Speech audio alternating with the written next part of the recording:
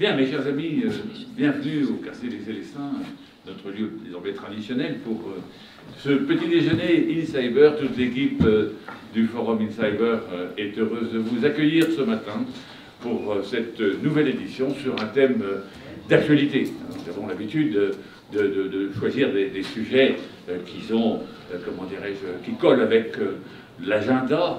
Eh bien, là, cette fois-ci, c'est vraiment un sujet qui colle avec l'agenda, puisque, comme vous le savez, depuis le 10 octobre, jour où le Conseil des ministres a délibéré sur un projet de loi concernant les infrastructures critiques et le renforcement de la cybersécurité, eh bien, depuis cette date, je pense que le sujet est sur toutes les lèvres et il est désormais dans les mains du Parlement, car ce projet est étudié par l'Assemblée nationale et le Sénat. Je vous rappelle que c'est un projet qui a pour objectif de transposer dans le droit français, dans notre législation, 3 directives européennes. Et je rappelle que la différence entre une directive et un règlement, c'est que le règlement est d'application immédiate sans discussion. Il suffit de faire un copier-coller, tandis que la directive nécessite une adaptation pour chaque pays, avec peut-être les inconvénients que cela peut présenter, on en parlera peut-être, d'avoir des pays qui sont plus rigoureux, d'autres qui le sont moins, il y a certains qui transposent, ceux qui sous-transposent et ceux qui surtransposent, et ça peut créer des distorsions à l'échelle des 27 pays. De tout ça, nous parlerons tout à l'heure. Donc 3 directives, la directive REC sur la résilience des entités critiques. À dire vrai, et là, nos intervenants nous le préciseront sans doute, pas vraiment une nouveauté pour la France, parce que depuis 1958, depuis la loi de 2005, on sait ce que sont les opérateurs d'importance vitale, les activités critiques, mais sans doute que cette directive REC va aussi élargir le champ d'application à d'autres acteurs que ceux qui étaient traditionnellement visés. Et puis, la directive NIS 2, on en a beaucoup parlé au moment de la présidence française de l'Union européenne. Je vous rappelle qu'elle est quand même, comme la directive NIS 1, quelque chose qui a été poussé par la France. Et bien, cette directive NIS 2, eh bien, elle devait être transposée avant le 17 octobre 2024. Vous avez compris que l'actualité parlementaire liée à l'activité gouvernementale a repoussé le tout, mais 10 octobre, 17 octobre, on est à peu près dans les créneaux. Voilà.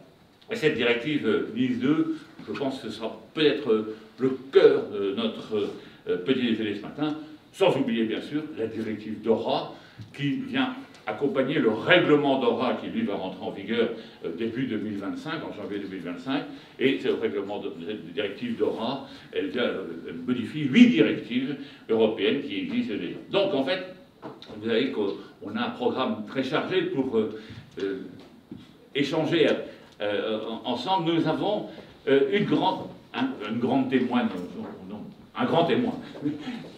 Vanina Paoli-Gagin, qui est sénatrice de l'Aube et qui est vice-présidente de la commission spéciale chargée d'étudier au Sénat le projet de loi. Et donc, comme vous le présidera Vanina, eh bien, c'est tout chaud, les travaux commencent. Donc tout ce que nous allons entendre ce matin intéresse notre vice-présidente de la commission spéciale, et donc c'est ce retour du terrain qu'on va avoir grâce à Maxence, grâce aussi à Arnaud. Eh bien, ce retour du terrain va nourrir en quelque sorte sa réflexion et peut-être même ses propositions. Donc merci à Vanina Paoli-Gagin, parce qu'on sait qu'aujourd'hui, les parlementaires sont particulièrement surchargés, ont des nuits courtes, et donc que vous soyez parmi nous, c'est un vrai bonheur. Maxence de Merlet, directrice du numérique du MEDEF, on la connaît puisqu'elle est déjà venue plusieurs fois à nos petits déjeuners. Je pense que ce sera très intéressant d'avoir de son point de vue le point de vue des numérisés, comme elle le dit, non pas des numérisants, c'est-à-dire en fait de tous ceux qui reçoivent en quelque sorte NIS 2, alors que les numérisants, eux, sont déjà, on l'espère, largement impliqués dans la sécurité des systèmes d'information et la cybersécurité. Nous aurons Arnaud Martin. Arnaud Martin est directeur des risques opérationnels et contrôle de la Caisse des dépôts et consignations, mais il est également administrateur du CESIN. Donc vous voyez, cette double casquette va être intéressante. Il va nous parler surtout de DORA comme acteur financier, c'est évident, mais aussi en tant qu'administrateur du CESA, va nous faire remonter un peu les problèmes, les difficultés, les questionnements du terrain. Et donc, merci Arnaud d'être présent. Nous aurons Marc-Antoine Ledieu, avocat spécialiste dans les questions numériques et que beaucoup connaissent parce qu'il a une pédagogie particulière. Il accompagne toujours son discours par des extraits de bandes dessinées qui rendent, je dirais, la complexité agréable. Et puis, Marc-Antoine, nous en avons parlé ensemble, et il m'a fait découvrir, et j'avoue que je n'avais pas fait attention, j'avais fait attention à la lecture de Nice 2, dans les articles 21 et 23, ou 25, si mes yeux sont exacts, où on annonçait les règlements d'application de la Commission. Et là, le 18, enfin le 17, jour fatidique, mais le 18, jour du journal officiel de l'Union européenne, tombe un règlement dans le cadre de Nice 2, particulièrement contraignant, un règlement qui s'applique à l'instant T, enfin 20 jours après la publication, et un règlement qui applique un certain nombre d'obligations. Là, on est d'accord, ça sera plutôt un règlement qui porte sur les numérisants, c'est-à-dire en fait les opérateurs du cloud, les marketplaces, comme on dit, les services de cybersécurité en ligne, enfin tous ces acteurs sont concernés. Alors ça, on va voir avec Marc-Antoine quel est l'impact. Est-ce que c'est panique à hockey choral ou... Oui. Oui, parce que si c'était pas panique à hockey choral, on ne serait pas d'intérêt.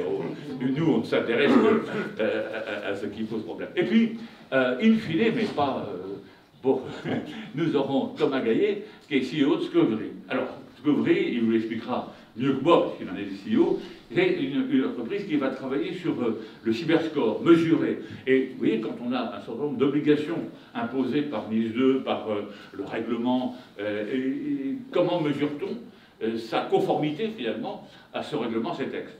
Or, là, il va nous parler d'une solution, la sienne, qui montrera que peut-être qu'il existe des moyens externes d'évaluer sa propre conformité au texte.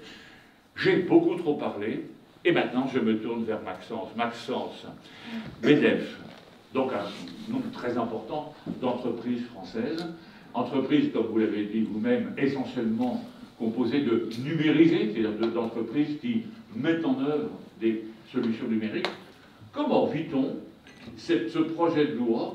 Alors, et je dirais plutôt cette directive Nice 2, mais vous pouvez aussi évoquer REC, puisque dans REC concerne aussi des entreprises, des grandes entreprises, des opérateurs d'importance vitale, qui sont, je pense, au MEDEF, même si on n'en connaît absolument pas la liste. Voilà, à vous Maxence. Merci infiniment, Général, bonjour à toutes et bonjour à tous. Donc effectivement, le MEDEF, on a l'immense privilège d'avoir à peu près 200 000 entreprises adhérentes au travers de 120 territoires, donc 120 MEDEF dans les territoires français et français ultramarins, et une centaine de fédérations adhérentes. Et donc, on a effectivement, je veux dire, l'intégralité ou quasi l'intégralité des activités économiques françaises représentées au MEDEF. Et donc, la taille moyenne de notre adhérence, c'est 47 salariés. Donc, on a, je veux dire, alors si on prend 47, on est en deçà des seuils de l'application du texte. Et en réalité, on a effectivement beaucoup d'entreprises de taille assez intermédiaire. J'oserais presque dire que pour les plus grandes entreprises, la transposition de Nice 2 par le projet de loi n'est pas un trop grand obstacle à franchir, puisque effectivement elles sont déjà dans une phase de cybersécurisation, je dirais, croissante. J'espère que nous ne sommes pas d'ailleurs sans avoir un lien de cause à effet avec cette prise de conscience et cette prise en main assez sérieuse de la cybersécurité. Pour les autres, ça va être plus difficile. Alors, j'ai peut-être un premier message à passer qui est Nice 2, c'est vraiment terra incognita pour beaucoup d'entreprises, parce que s'il y a deux réglementations dont les chefs d'entreprise entendent beaucoup parler en ce moment, c'est la CS3D et la CR... je ne sais pas si je me prononce... Ouais, voilà, exactement, je te laisse le fil. Toutes les réglementations environnementales et de responsabilité en cascade sont particulièrement dans leur esprit, et moins la cybersécurité, et je ne sais pas vous dire pourquoi.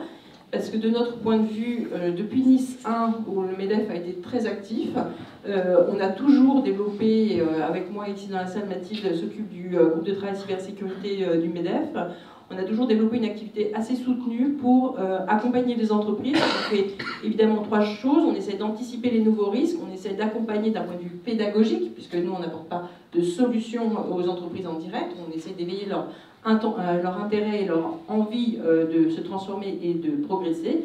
Et ensuite, on fait aussi la partie influence, effectivement, pour discuter avec les pouvoirs publics de ce qui va aider les entreprises. Et la réglementation peut aider les entreprises, et en cela, d'ailleurs, nous ne sommes pas du tout opposés, au contraire, à ce qu'il y ait une réglementation en cybersécurité. On a plutôt applaudi, enfin je veux dire, on a appelé de nos voeux l'évolution de NIS 1 vers une directive NIS 2. Le fait que d'autres entreprises soient embarquées, on trouve ça très bien. Effectivement, la cybersécurité, on a toujours dit que c'était une chaîne et que la force de la chaîne résidait dans la force de son maillon le plus petit. Et donc, ça nous semble tout à fait cohérent et souhaitable. Maintenant, entre l'objectif qui est tout à fait cohérent, souhaitable, et la réalité, on constate effectivement que la situation d'appréhension, de connaissance et de la communication autour de NIS 2, malgré nos efforts à nous et ceux de nos amis de la CPME et des autres organisations, reste quand même assez faible. Les entreprises n'ont pas une bonne connaissance de cette législation. Deuxièmement, on a un problème de financement, on y reviendra peut-être avec Arnaud. D'ailleurs, il y a une étude de cybermalveillance dont nous sommes membres et avec qui nous collaborons beaucoup, qui montre que les entreprises ont des budgets informatiques qui sont souvent inférieurs, j'ai les chiffres exacts, je vais vous les citer, de 5 000 € et même 2 000 € pour les plus petites. Donc avec ça, on va avoir du mal à faire de la cybersécurité de haut vol. Et surtout, ce qui manque particulièrement, c'est les compétences. Et d'ailleurs, c'est ce que nous disent aussi les numérisants, parce que les numérisants nous disent tout le monde va nous tomber dessus du jour au lendemain pour évoluer, et nous, on n'aura pas assez de bras, surtout pas assez de cerveau, pour les accompagner. Alors je vous cite le chiffre, parce que je veux quand même être précise. Pour 85% des entreprises, le budget alloué à l'informatique est inférieur à 5 000 € par an. Une proportion encore plus faible pour les entreprises, pour 2 tiers des entreprises, qui est inférieure à 2 000 €. C'est bien sûr les plus petites, c'est bien sûr celles qui ne sont pas concernées par NIS 2, mais ça vous donne une impression déjà, une première impression de niveau financier effectivement investi dans l'informatique, qui est assez faible, et pour la plupart de ces entreprises, c'est quand même le chef d'entreprise qui joue le rôle de DSI. Nous, on le voit quotidiennement, puisqu'encore, j'allais dire cette semaine, la semaine d'avant, ça va être le squattage d'un nom de domaine en .eu qui n'avait jamais été déposé, ça va être les envois de faux IBAN avec des sommes assez importantes qui ont été détournées. Donc voilà, c'est des appels que nous, on reçoit même au MEDEF national d'entreprises qui sont, je veux dire, stupéfaites d'avoir été ainsi finalement attaquées de manière, je veux dire, assez peu anticipé pour elle, alors que pour nous, ça fait partie des cas, je veux dire, malheureusement assez classiques de cybermalveillance. Donc, il nous semble, et on s'inscrit dans la remarque d'ailleurs que la CSNP a fait, hein, la Commission supérieure du numérique et des postes, qui a fait un rapport juste avant la publication du projet de loi. Nous, on pense qu'il y a quand même une problématique d'accompagnement de communication. Voilà, faire connaître le fait qu'il y a cette réglementation et expliquer, et nous on est tout à fait partie prenante pour participer à une communication d'envergure sur le fait que ça va aider les entreprises à se prémunir de la cybermalveillance qui malheureusement n'est pas un phénomène qui va aller en décroissant. Premièrement, la communication. Deuxièmement, on aimerait beaucoup, et je sais que c'est compliqué dans la situation actuelle, mais qu'il y ait effectivement des aides à cette numérisation, je veux dire, de sécurité renforcée. Et troisièmement, je pense qu'effectivement aussi, c'est des délais. On va avoir besoin de délais. Nous, on s'inscrit tout à fait dans le délai qui a été proposé par la CSNP, de parler de décembre 2027, parce qu'il va nous falloir du temps. Et aussi une main légère sur les sanctions, puisque notamment, alors je ne sais plus dans quelles circonstances, mais les interdictions de gestion pour les dirigeants, ça ne nous paraît pas une sanction appropriée, étant donné le fait que ces dirigeants, ils sont quelquefois... je veux dire, les premières victimes de la cybermalveillance, et c'est un peu dommage qu'ils aient une espèce de double peine avec une sanction sur la gestion. Je pense effectivement qu'il va falloir aussi, dans cette communication, cet accompagnement, bien clarifier les attendus. Parce qu'on voit que pour l'instant, il y a beaucoup de renvois à des textes réglementaires. On peut comprendre la philosophie parce qu'il va falloir les adapter, peut-être qu'il faudra faire des évolutions, et que le texte réglementaire est quand même un outil plus souple que l'outil législatif. Néanmoins, aujourd'hui, il y a quand même beaucoup d'entreprises qui, pour celles qui veulent se mettre en conformité, ne savent pas trop par quoi commencer. Donc je pense que ça serait bien quand même de leur donner quelques indications, ou des patterns, enfin en bon français, des schémas de cybersécurité, la base pour progresser et Top Gun, quoi. Enfin, je sais pas, il faudrait qu'il y ait un peu des étoiles, peut-être plus, pour essayer d'accompagner les entreprises dans le niveau de cybersécurité attendu. Je voudrais dire un petit mot sur l'Europe aussi, parce que Il se trouve que j'ai le plaisir aussi d'être la co-chair, comme on dit, du groupe digital de Business Europe. Business Europe, c'est tous les MEDEF européens. Nous avons été avec le MEDEF, comme on le fait avant chaque présidence du Conseil de l'Union, visiter le pays qui va prendre cette présidence, c'est-à-dire qu'on a été là jeudi, vendredi dernier à Varsovie, rencontrer nos homologues le Léviathan, qui est le MEDEF polonais. Donc la sécurité est le thème de leur présidence. La cybersécurité est d'ailleurs parmi les sujets de sécurité un des premiers sujets qu'ils veulent traiter. Ils nous ont parlé du fait qu'ils souhaiteraient faire un grand exercice européen de crise. Ils nous ont parlé aussi du fait qu'ils voudraient réfléchir à créer un fonds d'assurance ou de réassurance sur les petites et moyennes entreprises. Et alors je ne sais pas si financièrement c'est un outil pertinent et s'il est possible de le créer au niveau européen, mais il y a peut-être en tout cas une idée à creuser. Et on les a trouvés très allants sur ce sujet, bien qu'ils ne fassent pas partie des pays qui soient en avance dans la transposition, parce que ça aussi c'est un sujet. Il n'y a quand même que 3 pays qui ont transposé, hein, la Croatie, la Belgique et la Hongrie. On sera peut-être le 4e. Il y a beaucoup de pays qui n'ont pas beaucoup commencé. Et ça, c'est un sujet parce que cette harmonisation au niveau européen, elle est très importante, puisque d'ailleurs c'était l'idée de Nissan, hein, c'était de faire monter en gamme nos voisins et, je vais dire, partenaires économiques européens, qui ne s'étaient pas beaucoup préoccupés du sujet avant que l'ANSSI, via l'initiative Nissan, finalement réveille tout le monde.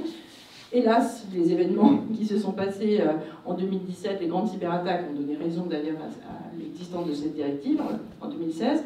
Maintenant, on essaie de faire monter le niveau de jeu de tout le monde en même temps, mais si les pays ne transposent pas, on a un petit souci quand même. Voilà. Je ne sais pas si j'ai couvert tout ce que je voulais dire, mais je serais ravie de répondre à vos questions.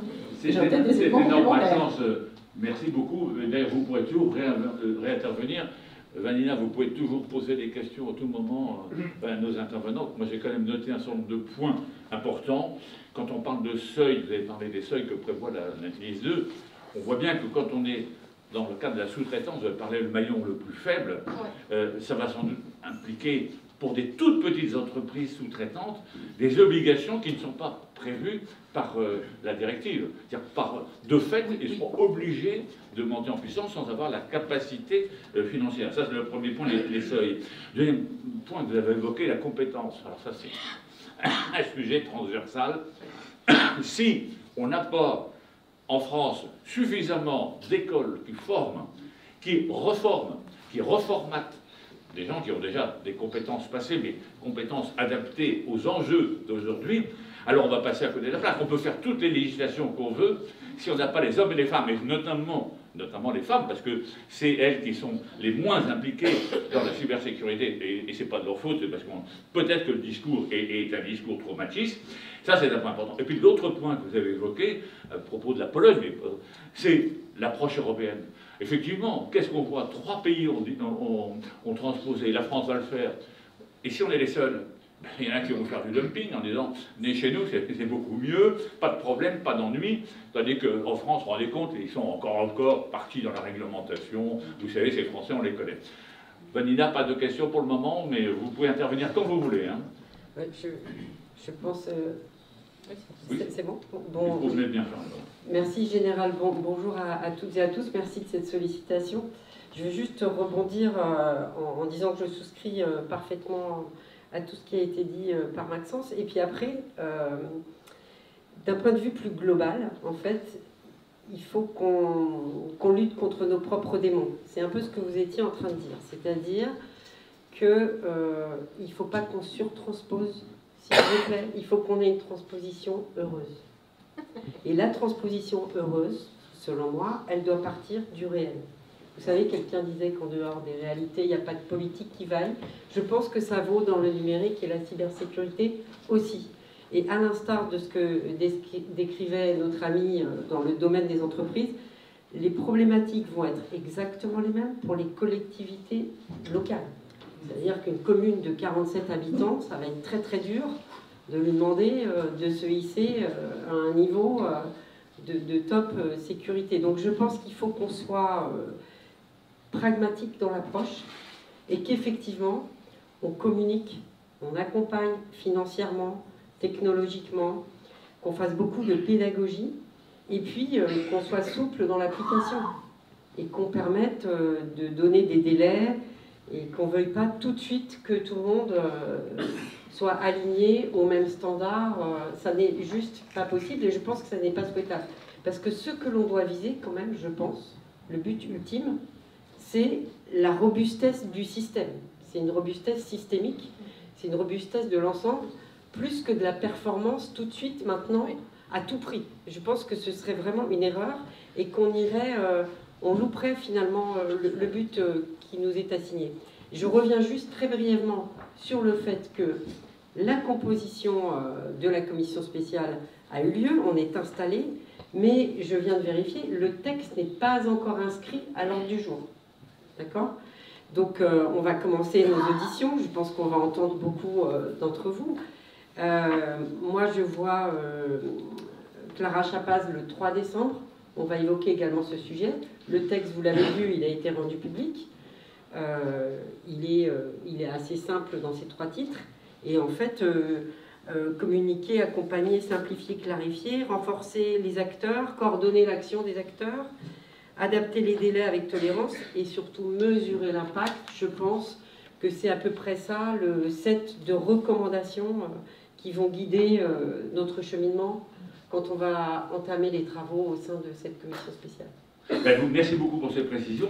Vous avez parlé des collectivités territoriales. Je rappelle que le seuil, c'est 30 000 habitants. Mais si vous avez des services publics locaux qui ont un seuil inférieur au seuil prévu, mais qui traitent des sujets essentiels, par exemple le traitement de l'eau potable, à ce moment-là, moi je vois dans ma région, on était en dessous du seuil, mais uniquement le service public de l'eau va être obligé de monter en puissance à cause de par la directive NIS 2.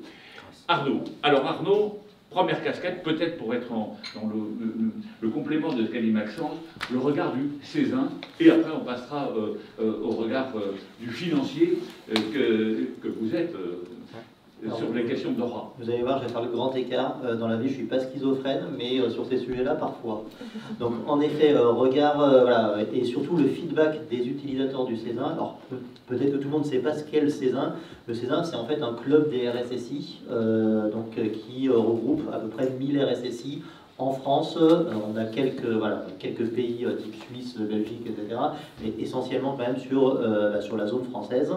Ces 1000 RSSI ils sont composés de la plupart des très grandes entreprises et des moyennes entreprises. Donc on ne touche pas les petites entreprises que tu as décrites tout à l'heure, Maxence, sur ce périmètre-là.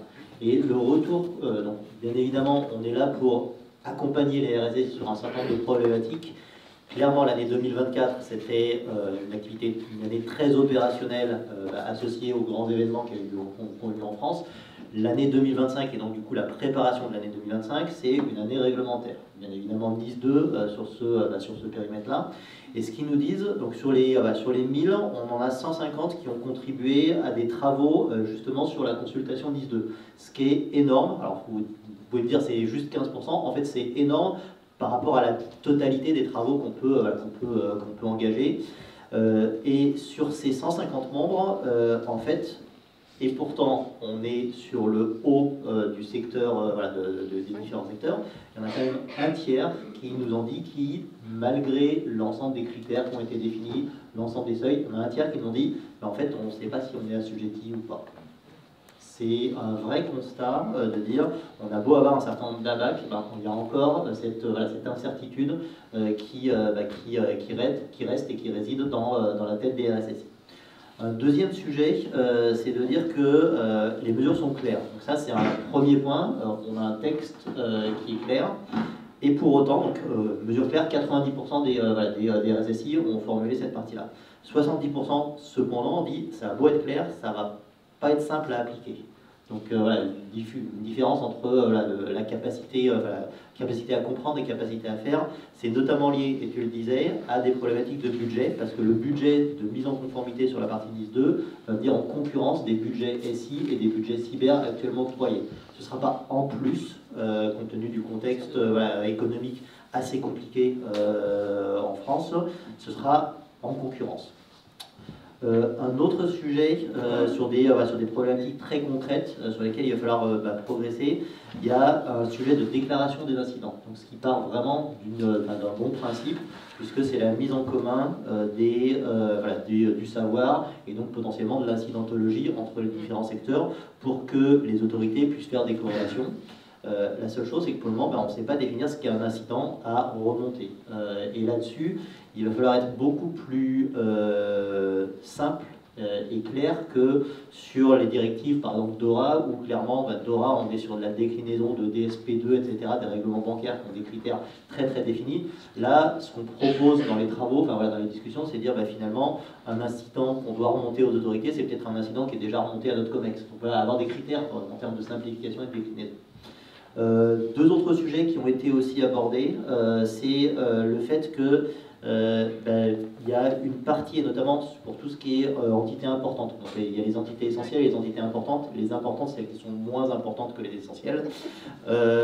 Donc il y a un certain nombre de critères, et notamment qui sont pourtant importants en termes de cyber, qui ne sont pas pris en compte dans la directive, en tout cas dans les exigences actuellement. C'est surtout ce qui est détection des incidents de sécurité. Donc ça, le retour, le feedback global, c'est que c'est un petit peu dommage parce qu'on va favoriser la partie réglementaire, compliance, versus de la partie réellement cybersécurité. Et si on ne les détecte pas, alors on aura beau avoir mis en place tous les mécanismes, les process, les formulaires de déclaration des incidents, mais si on ne les détecte pas, c'est un petit peu dommage de ce point de vue-là. Et le dernier point qui a été remonté, c'est que finalement, on a beaucoup de sujets qui tournent autour du système d'information, mais pas forcément une prise en compte à la hauteur de la cloudification du système d'information pour l'ensemble des entreprises. Et ça, c'est aussi un sujet de dire finalement, si on ne monitore, si on applique ces directives que sur une partie de la problématique et que les 2/3 du SI Cloud n'étaient pas concernés, on serait quand même dans un petit décalage entre l'intention et la réalisation derrière. Donc voilà les retours qui sont, encore une fois, je pense, assez prometteurs dans le sens où tout le monde se saisit du sujet. Encore une fois, plutôt sur le haut, donc les entreprises, on va dire au-dessus de 100, 150 collaborateurs en France. Néanmoins, ils sont confrontés à un certain nombre de problèmes, le principal étant le budget pour financer ces directives. Est-ce que vous avez le sentiment que depuis quelques années, la cybersécurité monte au niveau du COMEX et devient une affaire de stratégie ou pas encore suffisamment ? Je ne dirais pas au niveau stratégie, mais oui, elle monte au niveau du COMEX parce qu'il y a un concours de circonstances qui fait qu'on parle plus de la cybersécurité dans les médias. Donc forcément, au niveau COMEX, ils ont envie de savoir quel est leur niveau de couverture. C'est le premier point. Le deuxième point, ils ont tous une veille juridique et ils voient tous que arrivent ces nouveaux règlements. Et donc, il y a une réelle nécessité d'avoir cette prise en compte-là. Et pour un certain nombre d'entre eux, ils ont eu des attaques cyber, donc forcément, ils se sentent concernés. Merci beaucoup. Maxence, vous voulez peut-être réagir sur ce qu'a dit Arnaud avant qu'on parle de Dora avec lui? Oui, tout à fait. Moi, je pense qu'effectivement, sur la partie déclaration des incidents, il y a peut-être des progrès à faire. Parce qu'effectivement, il y a plusieurs mots, en fait, là, dans la sémantique du projet de loi. Il y a plusieurs mots qui sont utilisés sur les incidents importants, sur les vulnérabilités. On aura peut-être besoin soit de clarifier, soit de préciser. Je pense qu'effectivement, il faut éviter de créer un espèce de flot de déclaration qui, en fait, ne sert pas à grand-chose, si ce n'est qu'on a besoin de chiffres. Donc ça, dont acte, on a besoin de chiffres. Il ne faut pas que ça devienne un but en soi de remonter des chiffres, il faut que ça soit un outil pour justement éclairer la situation. D'ailleurs, on n'a pas réussi à savoir, nous encore, s'il y avait eu beaucoup de dépôts de plaintes. Ça peut faire partie d'ailleurs des sujets à traiter sur la facilitation de la plainte, puisqu'en fait ces incidents, il ne faut pas juste les remonter. Potentiellement, il faut en plus déposer plainte, puisque c'est quand même une obligation de la LOMI. Donc là, il y a aussi un petit sujet de cohérence, et puis il y a des sujets de déclaration aussi. Parce que finalement, s'il n'y a plus de données personnelles, il y a une déclaration CNIL. Donc là, on nous dit qu'il faut faire la déclaration dans un délai, sans délai en réalité. Est-ce qu'il faudrait s'aligner ou pas sur la déclaration CNIL pour faire quelque chose de cohérent? Et puis on voit que l'ANSSI peut déclarer directement à la CNIL. Là, ça ne me semble pas très cohérent. Pour le coup, c'est la responsabilité quand même de l'entreprise de faire les deux déclarations. Si finalement l'ANSSI va faire la déclaration à la CNIL à la place de l'entreprise, est-ce que c'est normal? je ne sais pas, il y a peut-être des petits points à éclairer sur la cohérence de l'intervention des différents entités, voilà, des différentes entités, autorités indépendantes ou pas d'ailleurs, hein, ce qui peut poser aussi une question, sur les procédures de recours, etc. Voilà. Oui, c'est Première réaction à chaud. la problématique de la déclaration des incidents, parce que, comme vous l'avez dit vous-même, il peut y avoir des incidents sur les données à caractère personnel, d'où la CNIL, des incidents qui remontent à l'ANSSI. Souvent, on va on va solliciter cybermalveillance. En plus, vous avez l'enquête judiciaire qui est nécessaire, parce que s'il n'y a pas d'enquête, il n'y a pas de solution. S'il n'y a pas de solution, on n'en viendra jamais à bout des cybercriminels. Donc, est-ce qu'il ne faudrait pas, à un moment donné, avoir une sorte de plateforme, quelque chose qui permette d'orienter une plateforme unique et qui gère à la fois, qui renvoie sur les enquêtes. Il faut qu'il y ait une user experience, et on arrivera d'autant mieux que si on se met dans la peau du client, c'est-à-dire de l'entreprise, qui finalement va devoir faire cette procédure parce qu'elle est obligatoire, mais si on lui facilite la tâche, il la fera d'autant plus volontiers et ça fera d'autant plus progresser. Je pense juste pour compléter qu'effectivement il faut qu'il y ait une sorte de guichet unique qui ensuite fasse la distribution ad hoc vers le cas échéant l'autorité compétente. En tout cas que les entreprises, les collectivités en dessous, en fait, voilà, elles fassent une déclaration à ce guichet unique, à charge pour ce guichet de saisir en fait les autorités qui sont compétentes pour traiter au bon niveau l'incident en fait. Ça me semble indispensable. On ne peut pas prôner la simplification. Enfin, il faut qu'on arrête de faire des rapports sur la simplification. Là, il faut qu'opérationnellement, on montre qu'on simplifie quelque chose qui est très complexe. Alors, Arnaud, parlons de DORA avant d'aborder le règlement NIS 2. Alors, en effet, DORA, là, on change de monde, hein, comme je le disais. Alors, on est en effet sur une directive, parce qu'il va y avoir quelques petits ajustements à la marge. On est avant tout sur un règlement qui s'applique de fait à partir de janvier 2025 à toutes les banques, sachant que nous avons reçu les dernières spécifications, donc les RTS, notamment sur la partie gestion des tiers, de mémoire, je crois que c'était en juillet 2024. Donc voilà, on est sur des délais très très raisonnables, comme vous pouvez le voir, de mise en conformité, sachant qu'on a une vision très très monolithique du sujet. DORA, alors au bord de la caisse des dépôts, déjà ça s'applique à tous toute la partie banque et assurance, donc bien évidemment à l'établissement public, donc les communes des territoires, à BPI France en termes de filiales, la Banque Postale avec CNP Assurance, la SFIL, donc ex-Dexia chez nous, ISALT, CDC Gestion, CDC Croissance, qui sont des petites, enfin voilà, ça s'applique aussi sur des petites infrastructures associées. Donc c'est vraiment une version monolithique avec un gros impact sur les mastodontes bancaires et assurances, mais une déclinaison proportionnée, et ça a été introduit dans le texte relativement récemment, je crois que c'est il y a 12 mois, une déclinaison proportionnée sur les petits établissements. Donc ça, c'est déjà un point positif. Après, je vous le disais, grosse mastodonte, et avec une habitude, enfin j'aurais tendance à dire un héritage, c'est que finalement, on a les régulateurs bancaires qui sont habitués à faire ce genre de choses, et ils vont le décliner. Donc DORA, on est sur la déclinaison l'ex spécialiste sur le monde bancaire, et du coup, ce sera en France l'ACPR qui viendra décliner DORA, qui viendra contrôler DORA et qui viendra éventuellement sanctionner les établissements. Alors, on parle de sanctions et elles sont décrites dans le texte. La sanction principale pour les banques, pour être totalement transparent, alors je pense que jamais on ira jusqu'à la perte ultime de perte de l'agrément bancaire.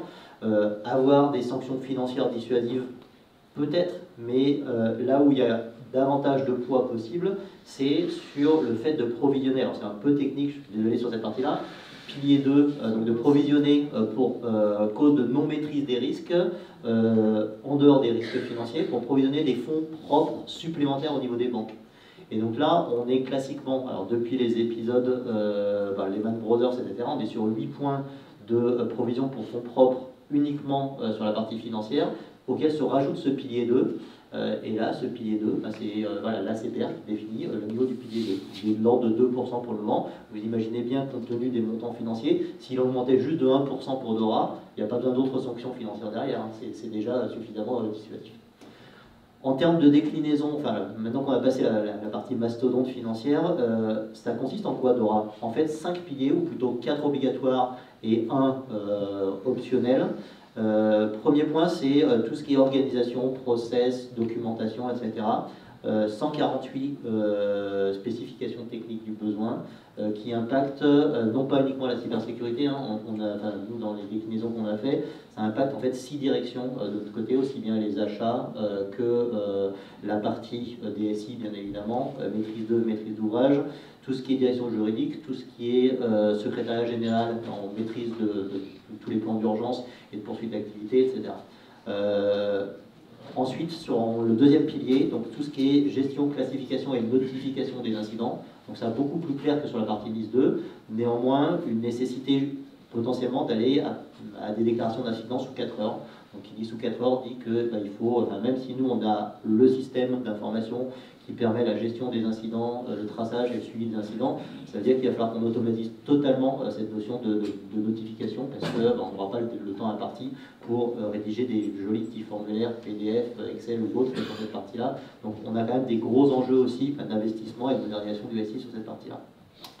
Troisième point, test de résilience opérationnelle et numérique. Donc là, c'est un peu l'équivalent des stress tests, donc les TLTP qui sont sortis du bois. Donc les tests, ils vont avoir une durée de 60. Alors quand j'ai lu, la première fois que j'ai lu 60, je me suis dit 60 jours, ça va, c'est raisonnable, non 60 semaines. Donc un TLTP pour un établissement bancaire, à partir du moment où il sera décidé par l'autorité jusqu'à la fin de la réalisation, ça durera 60 semaines. Donc voilà, juste pour vous donner un peu un ordre de grandeur. Et ensuite, on est sur le dernier point, obligatoire, le management des tiers.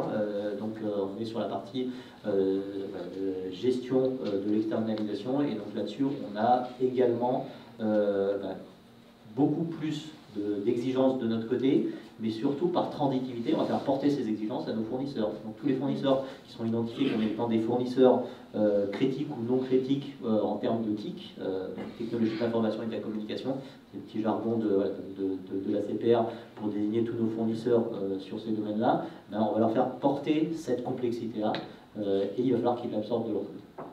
Donc globalement, comme je vous disais, 150 exigences sur le premier pilier, on est plutôt sur l'ordre de quelques dizaines sur les autres piliers.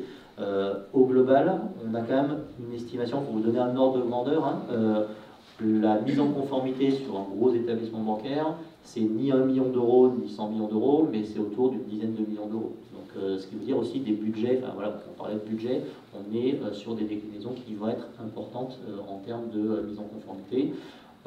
Clairement, tout le monde ne sera pas conforme en 2025, en janvier 2025.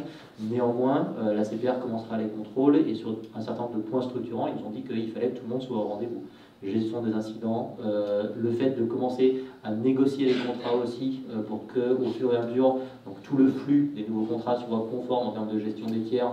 Le stock, il y aura un petit délai de mise en conformité. Avec des sujets, là tu t'en parlais tout à l'heure, est-ce qu'on va aller voir nos chers fournisseurs 2 fois mise en conformité des textes, enfin des annexes DORA, plus après mise en conformité CSRD? Est-ce qu'on essaie de faire ça en une fois alors que les textes ne sont pas totalement alignés? Donc on a plein de questions très opérationnelles de ce point de vue-là et ça va nous occuper pendant un certain temps.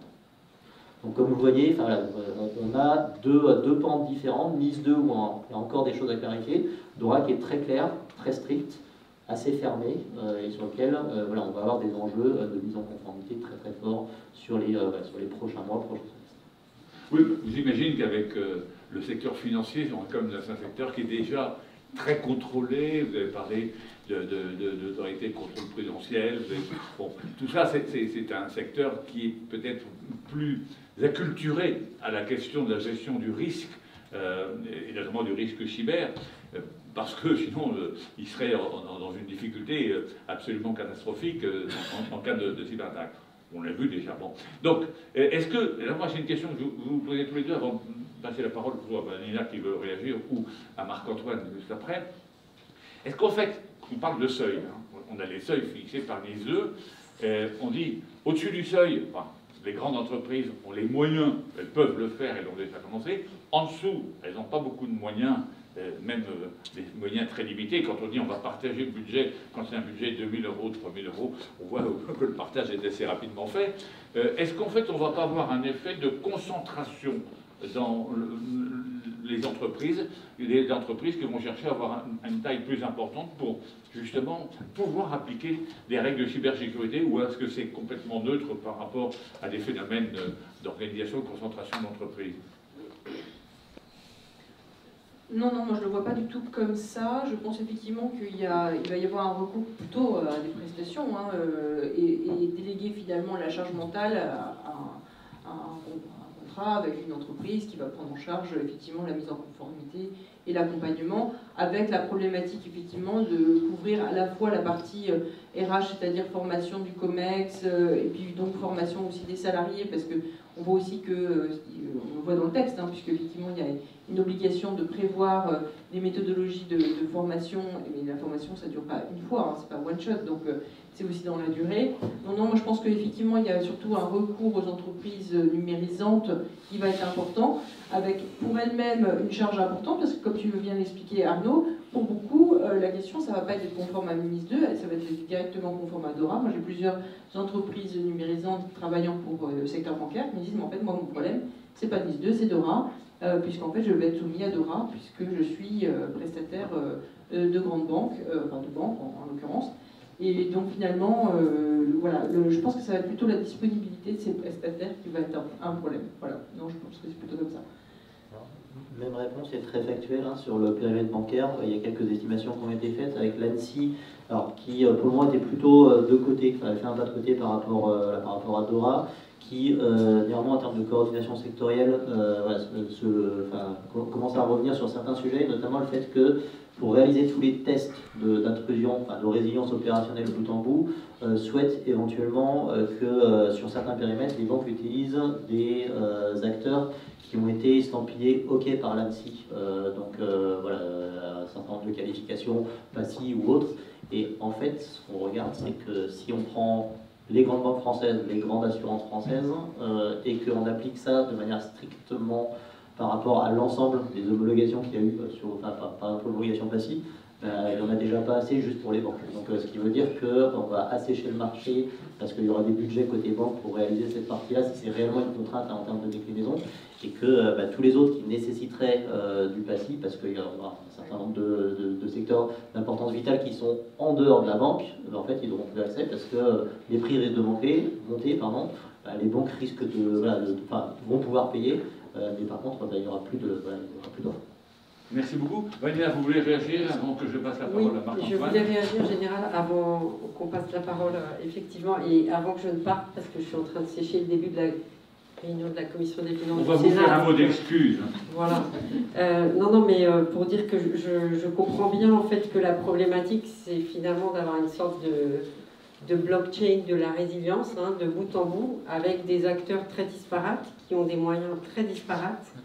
Et je pense que côté acteur public ou acteur de plus petite taille, il va effectivement falloir qu'on songe peut-être à trouver des moyens de financement et voir au niveau européen si on ne peut pas drainer des capitaux pour essayer, avec les assureurs, de mutualiser finalement ce risque pour cranter et mettre tout le monde à niveau. Et ce que je voulais dire pour conclure, c'est que, et vous l'avez dit, Général, tout cela est bel et beau, mais si on n'a pas les personnes pour le faire, ça ne se passera pas en fait. Et donc je rebondis en vous disant que je suis sénateur de l'Aube, j'ai la chance d'avoir participé à la création d'une université de technologie à Troyes, qui est assez spécialisée sur la sécurité globale, et nous avons lancé vendredi au Palais du Luxembourg un institut cyber. Et donc, voilà, n'hésitez pas, si vous avez besoin de formation sur mesure sur ces sujets, à nous solliciter. En tout cas, merci encore. Et je suis ravie de cette invitation et très navrée de ne pas pouvoir en apprendre plus des sachants qui sont à ma droite. Mais je ne doute pas que j'aurai un replay. Vous aurez tout ce qu'ils ont dit. Je vous remercie beaucoup et je vous souhaite à tous une bonne journée.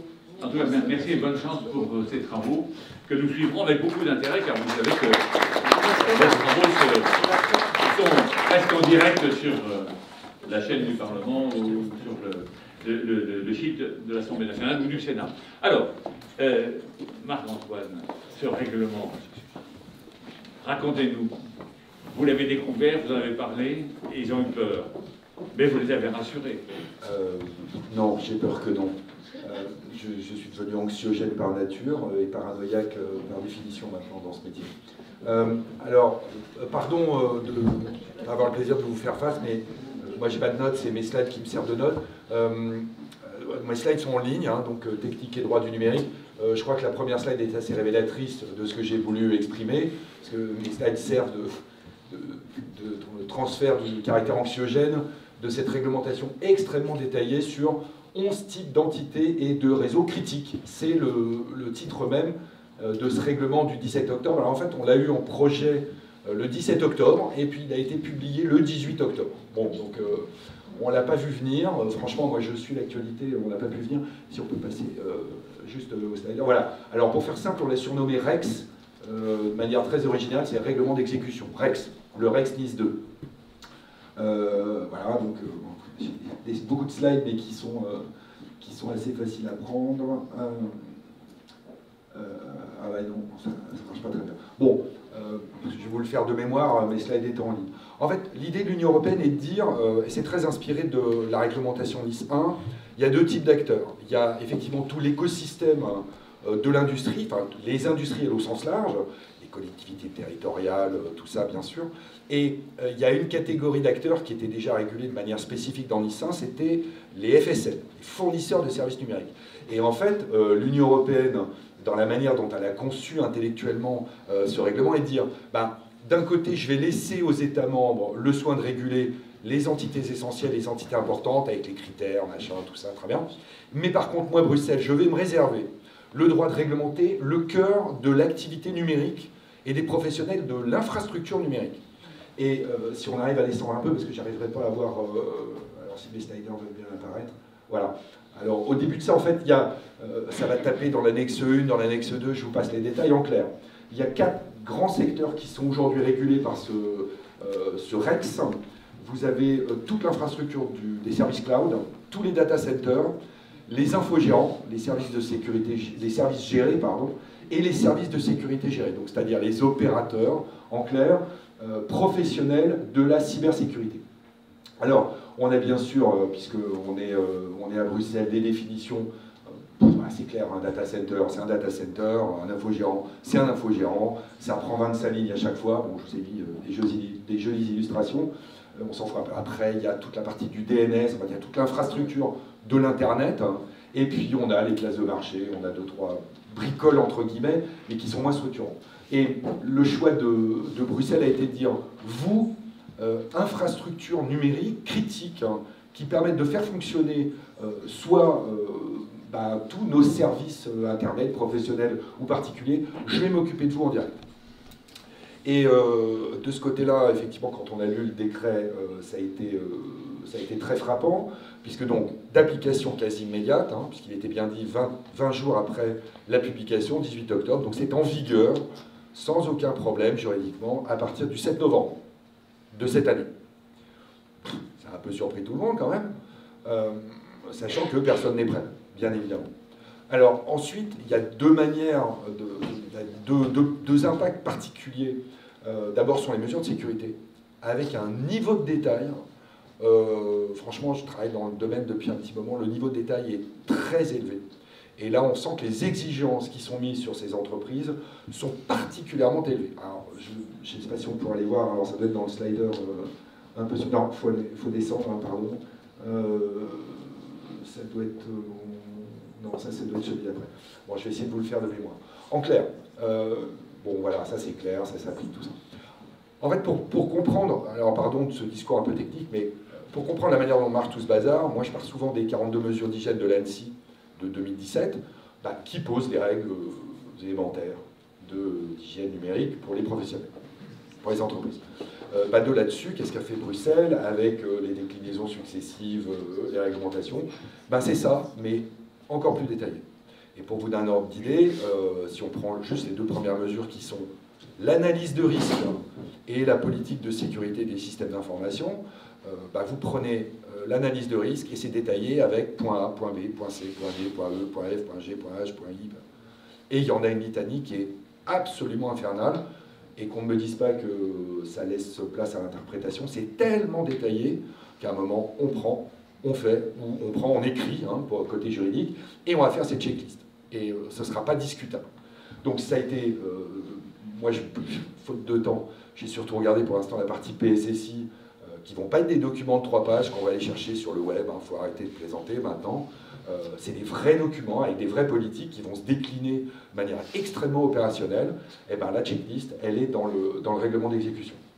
Donc je vais vous passer les détails. Et puis toutes les mesures sont des mesures qui viennent de la directive, c'est l'article 21.2, où il y a 10 points qui sont des mesures ultra classiques de cybersécurité. Ben, ce sont les 10 points détaillés sur 24 pages. Voilà, ça donne à peu près un ordre d'idée du mastodonte à digérer, parce que c'est du CR. Et la deuxième partie de ce règlement, alors je dirais que c'est encore pire. Alors là, j'aimerais bien pouvoir vous montrer. Alors, non, il faut qu'on descende dans les sliders en dessous. Après les mesures techniques de cybersécurité encore, voilà, le détail des obligations de notification des incidents.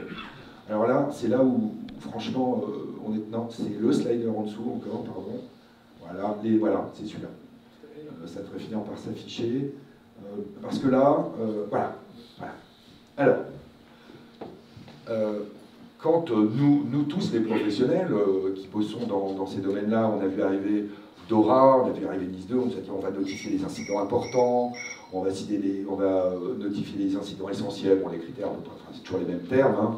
On est dans le vital, dans le critique, dans l'essentiel, et bien on s'est dit bon, on va pas faire comme pour le RGPD, où quand on perd une clé USB avec 2 noms, bah, on notifie à la CNIL dans les 72 heures. On s'est dit ah, le législateur a évolué. Donc, on a guetté DORA à NIS2, et puis, quand le Rex est arrivé, je vous laisse apprécier, je ne vais même pas vous le lire, je vous laisse apprécier le niveau de détail qui vous fixe le seuil des incidents à notifier donc, à l'autorité nationale, et puis l'autorité nationale, donc bien sûr, ça va être très probablement l'ANSSI en France. Vous voyez les critères, la perte financière, c'est 500 000 €, donc ça va assez vite, en fait, en termes de perte pure et dure, et vous prenez un critère comme susceptible de provoquer l'exfiltration d'un secret d'affaires. En clair, si vous pensez qu'il y a des documents numériques de votre système d'information qui ont fuité, eh ben, il n'y a même plus de seuil qui s'applique, vous partez directement en notification au profit des autorités de contrôle. Et ça n'est que la première partie, puisqu'ensuite, type d'opérateur par type d'opérateur, vous avez des précisions encore. Alors si on peut avancer, je vais juste vous en montrer une pour que vous voyez. Voilà, là j'ai pris l'exemple donc des services gérés et des services de cybersécurité, des services gérés. On va essayer de passer juste après. Voilà. Vous avez, juste pour ces 2 types d'opérateurs, vous avez 4 critères qui sont alternatifs, bien sûr. Voilà. Là, c'est super facile à mesurer. 30 minutes d'indisponibilité. Vous avez dépassé les 30 minutes d'indisponibilité, c'est notification directe. Alors, il y a 30 minutes, il y a des 5%, il y a perturbation, plus de 5% pendant 1 heure. Bon, ça va être compliqué à gérer, mais c'est tellement détaillé que maintenant, il n'y a plus... Alors, je vous ai mis des très jolis dragons qui crachent du feu avec des slides sur fond noir, c'est comme ça fait bien peur. Je crois que c'était tout à fait le but. Et donc, je ne vais pas vous noyer avec les détails techniques, hein, ils sont accessibles dans le texte, où vous allez voir ma présentation, vous avez tous les détails. Et ça, c'est la première partie. Parce que la deuxième partie, et ça, c'est la vraie évolution de toutes ces législations, et c'est dans DORA comme dans NIS2, une fois que le prestataire, par exemple, de service géré ou de service de sécurité géré, s'est fait poney comme un lamentable et se trouve face à une interruption de service, eh bien d'abord, il doit prévenir les autorités de contrôle, il doit prévenir ses clients aussi, ce qui n'était pas le cas dans la réglementation type CNIL, ça se faisait un peu, mais plutôt sous la torture, et quand on avait le temps, c'est-à-dire jamais. Là, c'est très clair dans tous ces textes, c'est obligation de prévenir ses propres clients qu'on a été impacté, et donc que le service rendu, donc on est bien dans du B2B, là, que le service rendu va être interrompu. Et la deuxième partie de l'obligation, qui est tout à fait nouvelle, c'est l'obligation d'informer et de proposer des solutions immédiates de remédiation. Alors ça vaut ce que ça vaut, parfois ça fait sourire, mais en clair, c'est moi, prestataire, je ne te laisse pas toi, cher client, au milieu du gué avec la marée qui monte, je suis, dans la mesure de ce que je peux, tenu de t'informer sur ce qu'on peut faire dans l'immédiat ou à très court terme pour essayer de limiter les conséquences de cet incident de sécurité que moi, je subis. moins professionnel qui te rend un service. Donc je ne vais pas rentrer beaucoup plus dans les détails, c'est extrêmement clair dans tous les textes, juste sur les délais de notification. Je veux dire, dans Doha, comme dans Nice 2, c'est pas la peine de dire qu'on ne sait pas, c'est 24 heures, déjà tout de suite pour notifier l'incident initial. Ensuite, c'est 72 heures pour un rapport intermédiaire, c'est pas trop ce qu'il y aura dedans, mais enfin, on commence à avoir des idées quand même, il faut arrêter de rêver, et 30 jours pour remettre un rapport quasi définitif, sauf si vraiment l'incident est toujours en cours et qu'il y a une énorme catastrophe. Donc, d'un point de vue technique, juridiquement, quand on dit qu'on ne sait pas quoi faire, c'est qu'on n'a pas envie de savoir. Alors, faut arrêter. Moi, je comprends qu'on ait tous des contraintes de budget, on ne sait pas, machin, mais enfin, à un moment, mettre la tête dans le sable, je pense que ce n'est pas de bonne politique. On sait aujourd'hui, ne serait-ce que l'exemple que donne ce règlement, alors, qui est particulièrement strict pour des opérateurs stratégiques qui font quand même tourner une partie des infrastructures numériques de l'Europe. Bon, alors eux, ils sont soumis au régime draconien, mais enfin, les entités essentielles et les entités importantes, ou les entités financières, Dora, bancaires, machin, je veux dire, on sait aujourd'hui ce qu'il faut faire quand même. Après, la roadmap est assez souhaitable, parce que de toute façon, ça n'avance pas beaucoup en termes de mise en œuvre effective, je suis bien placé pour vous le dire, parce que moi, on me raconte des choses sous couvert du secret professionnel que je ne peux pas répéter, mais enfin, je vois que c'est pas glorieux dans l'avancée aujourd'hui, mais ne dire qu'on ne sait pas et qu'on va attendre, je pense que c'est déjà se tromper de cible, parce qu'au final, qu'est-ce qu'on craint? Alors c'était une de mes dernières slides, je ne sais pas si on l'avait, non, qui n'est pas encore dans le slider en dessous, pardon, de découper ça, c'était ma deuxième conclusion, non, voilà, c'est encore juste en dessous, non, voilà, si ça apparaît, vous verrez, il y a un magnifique dragon, je crois qu'aujourd'hui, bon, elle n'apparaît pas, c'est pas grave, vous l'aurez, c'est la faute de l'internet encore. C'est bien connu. En fait, aujourd'hui, je suis très frappé quand je me déplace et que je participe à des réunions. C'est aujourd'hui les entreprises disent « Oh là là, le régulateur, quand même, qu'est-ce qu'on risque comme sanction ?» Enfin, à un moment, il ne faut pas se tromper d'ennemi. C'est quoi le risque? Ce n'est pas les sanctions du régulateur, parce qu'on le voit sur Dora. Dora, le but, c'est pas d'aller sanctionner. Et je veux dire, l'ANSSI a fait en sorte que ce ne soit pas eux, au final, qui viennent sanctionner les entreprises. Mais c'est quoi le risque? C'est la cyberattaque, ce n'est pas les autorités de contrôle. Alors, moi je veux bien que ce soit pas très bien écrit Dora, que le règlement soit compliqué, il faut déclarer des budgets, il faut mettre en œuvre, il faut former nos jeunes, on a tous ce problème. Nous, les avocats, pareil. Mais à un moment, si vous estimez que votre risque, c'est plutôt la CPR ou plutôt l'ANSSI que la cyberattaque, bah, en ce qui me concerne, ne m'appelez pas. Ça, parce que c'est, à mon avis, le vrai problème, il n'est pas là. Alors, on prend des mammouths législatifs, d'accord, là on a pris une palanquée en l'espace de 3 ans, et c'est pas fini, on a le CRA qui arrive.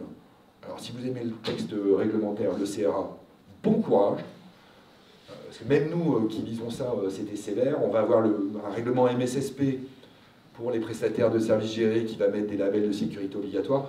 Donc en fait, on est au milieu du mouvement législatif d'aujourd'hui, mais moi ce que je vois, c'est qu'en fait pendant 50 ans, il n'y a pas une réglementation cyber, donc alors on mettait en prod, on corrigeait au flanc, on se faisait un peu attaquer, on disait rien, les prestataires étant les premiers responsables, s'il n'y a jamais de coupable, c'est bien connu, il n'y a que des responsables. Tout le monde a laissé faire, on corrigeait au doigt mouillé, on mettait un peu sous le tapis. Bon, bah, l'Union européenne, c'est dans le cadre de ses prérogatives, ils ont légiféré massivement, bah, on se retrouve avec des mammouths d'application assez courtes, parce que 24 mois pour faire tout ça, c'est court. Bon, maintenant, on peut crier que c'est un scandale, que ça va nous coûter de l'argent, tout ça très bien, mais au final, c'est quoi? C'est essayer de monter le niveau de sécurité pour qu'on ne se retrouve pas complètement démunis, comme on a pu le voir aux États-Unis quand même, pendant un moment où ils se sont fait attaquer des infrastructures critiques, et c'est le gouvernement fédéral qui a un peu tapé sur la table.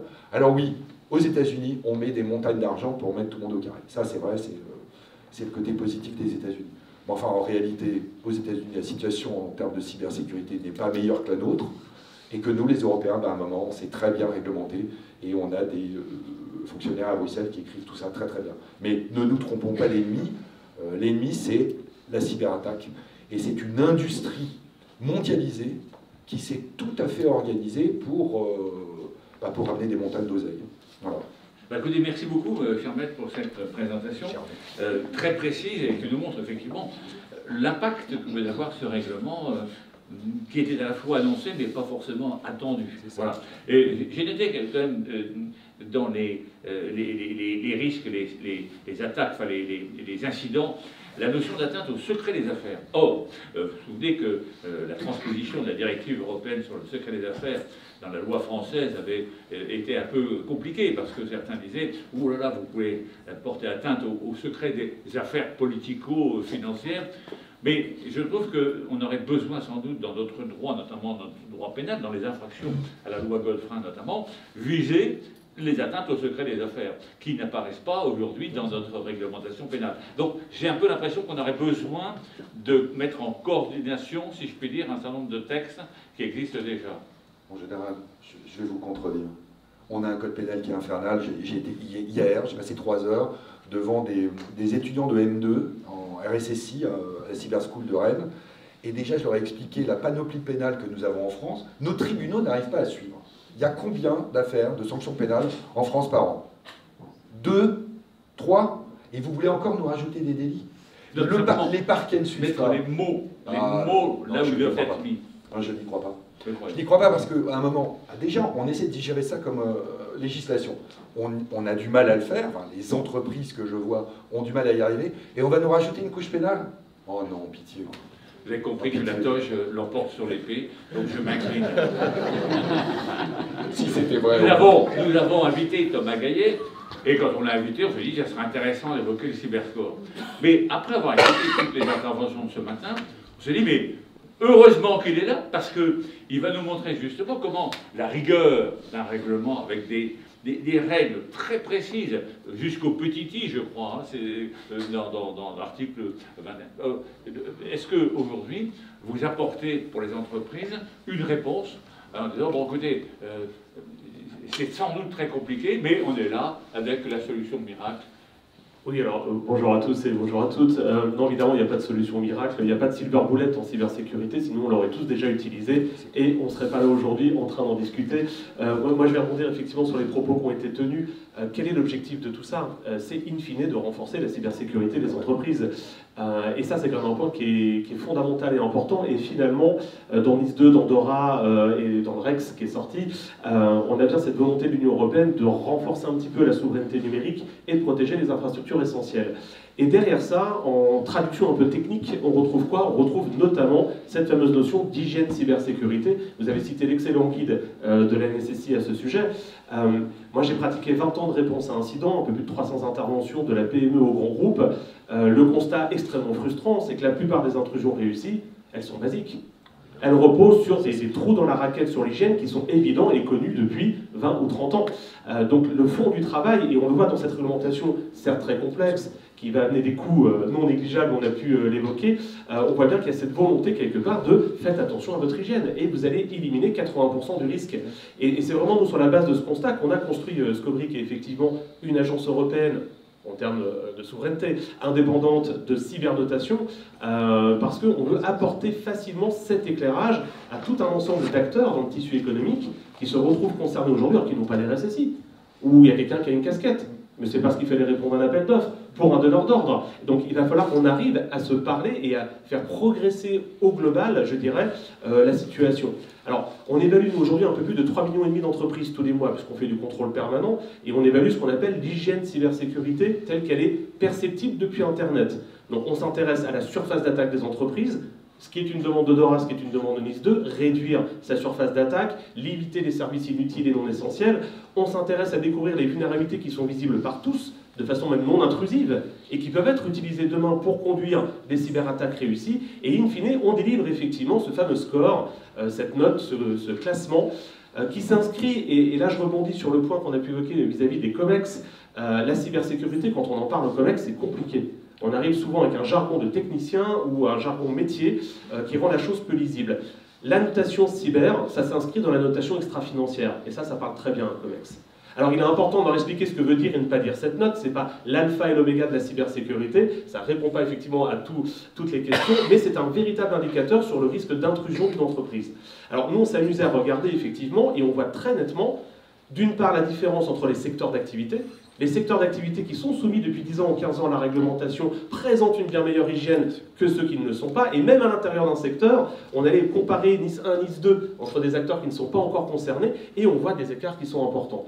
Donc, est évoquée par la sénatrice la notion de transposition heureuse, on peut peut-être avoir une réglementation heureuse. Alors ça ne va pas être simple à mettre en œuvre, mais nous, ce qu'on amène effectivement dans cette logique de cybernotation, c'est cette visibilité sur l'évaluation de la cybersécurité à une ère moderne. Les donneurs d'ordre aujourd'hui ont 100, 200, 1000 fournisseurs à surveiller. Vous ne pouvez pas déclencher 100, 200 ou 1000 audits tous les mois. Alors vous allez faire une fois par an, une fois tous les 3 ans, en fonction du niveau de criticité. Et bien c'est ce qu'on vient un petit peu apporter, c'est ce premier niveau de lecture. Parce que la cybernotation externe, découverte de la surface d'attaque, des vulnérabilités et calcul d'un risque pour cette entreprise, ben ça c'est immédiatement disponible pour l'ensemble des entreprises.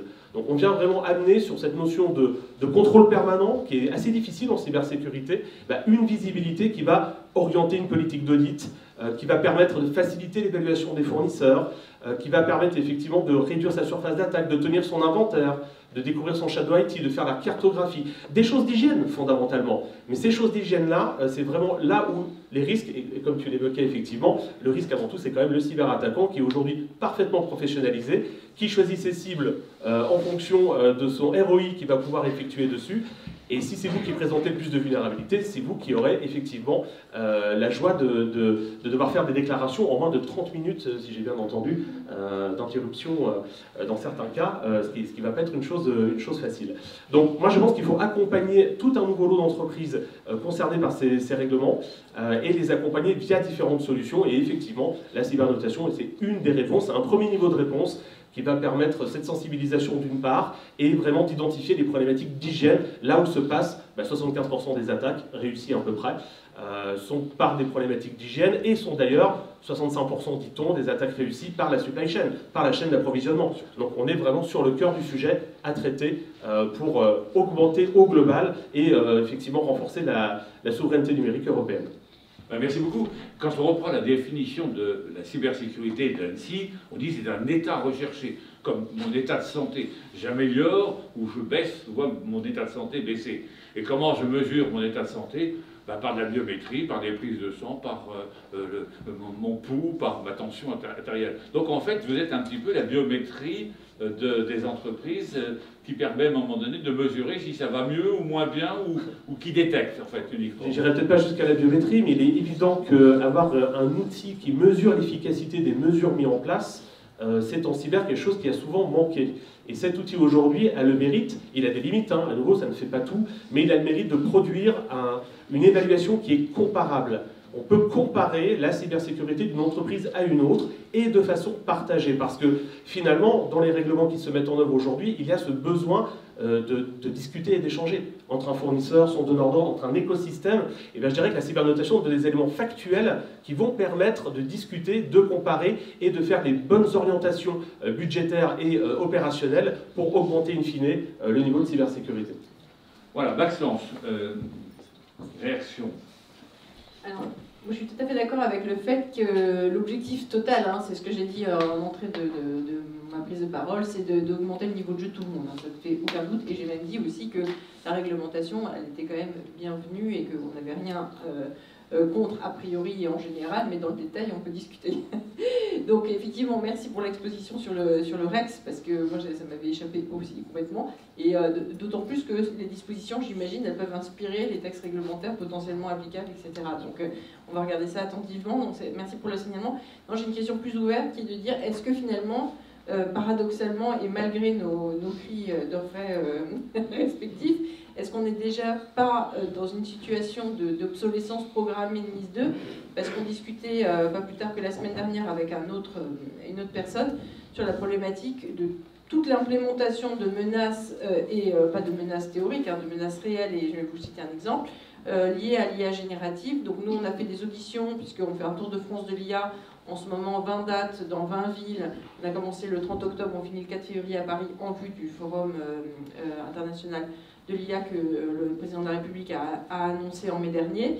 Et parmi ces auditions aussi, parce qu'on s'est intéressé à des questions assez, un peu plus techniques que juste le ressenti des chefs d'entreprise, on a eu le témoignage d'une grande entreprise dont le Country General Manager, donc la filiale à l'étranger, s'est fait avoir, ou a failli se faire avoir par l'intrusion dans une visioconférence d'un personnage qui le contrefaisait complètement, donc une deepfake du patron de la filiale, je crois que en l'occurrence c'était aux États-Unis, Et donc, on l'avait, par un truchement malin, détourné un moment de l'entrée dans cette visioconférence, sauf que ce truchement n'a pas fonctionné très longtemps pour diverses raisons que je vous passe, et il a fini par pouvoir entrer dans la visioconférence qu'il allait normalement manquer, pour constater qu'il y était déjà remplacé.